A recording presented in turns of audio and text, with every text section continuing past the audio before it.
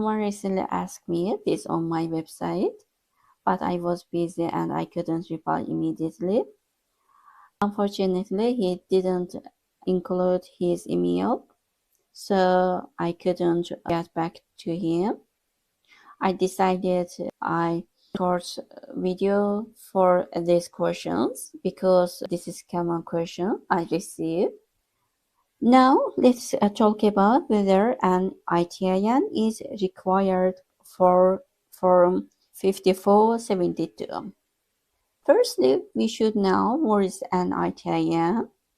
An ITIN is a 9-digit tax processing number issued by IRS. It is used only for federal tax reporting purpose. So sometimes thinking about if I get an ITIN, so I will be authorized work in the US or provide social security benefits, or I can change my immigration status. Completely it is wrong, because an ITIN does not authorize work in the US or provides social security benefits or change your immigration status. Who needs an ITIN? If you are a non-U.S. resident required to file a U.S. tax returns or own a foreign-owned US LLC, receive U.S. source income. That's meaning is if you receive U.S. source income, you should fill this form 1040NR, U.S. non-resident alien income tax return.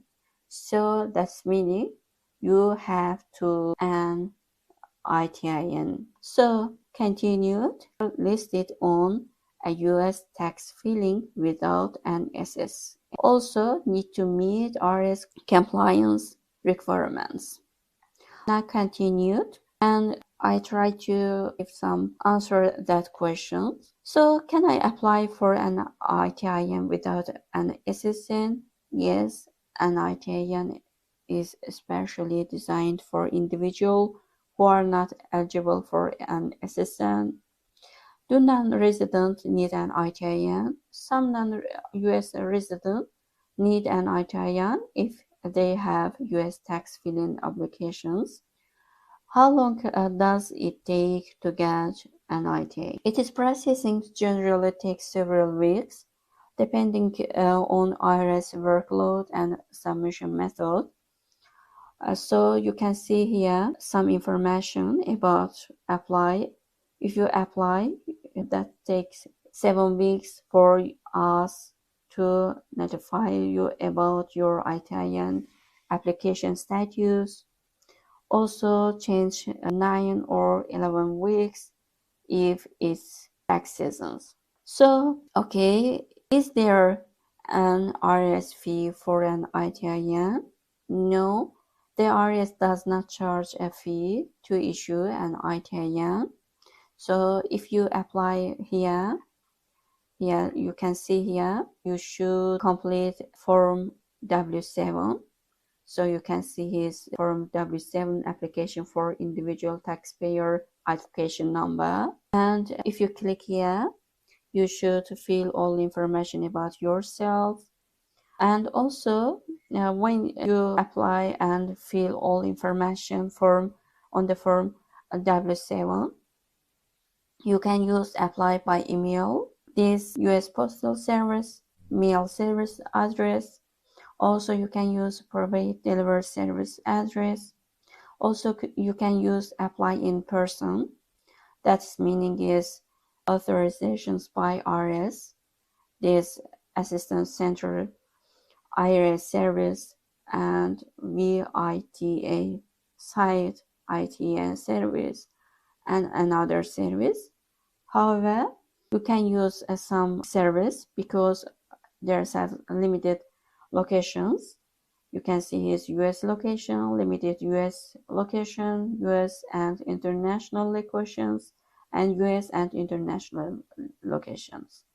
If you can use fee-based, that's mean maybe charge you for this agent. Also, you can find here acceptance agent. Find your agent near you.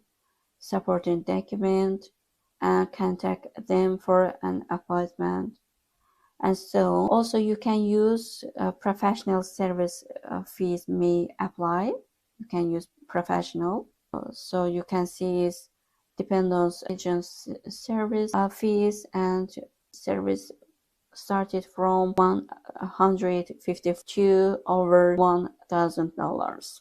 Do I need an ITIN to open US bank account? Some banks may require an ITIN, but requirements vary by institutions. So you can see here, if you want to open US bank, like it's Citibank, Chase, or maybe it's Bank of America, you have to get ITIN or SSN because it required ITIN. Also, if you're a non-resident and you use e-commerce platforms, you can use online platforms like Stripe is popular, Stripe payment platforms. However, if you want to open and create a Stripe account, you should apply and use your ITIN or SSN. If you don't have SSN, please use your individual taxpayer identification number. That's meaning is ITINs. If you don't have any this ITIN or SSN, you can't open or create Stripe account. Continued.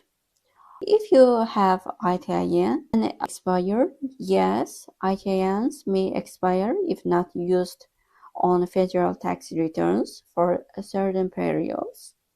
You should renewal may be required. Can I renew and expire ITIN?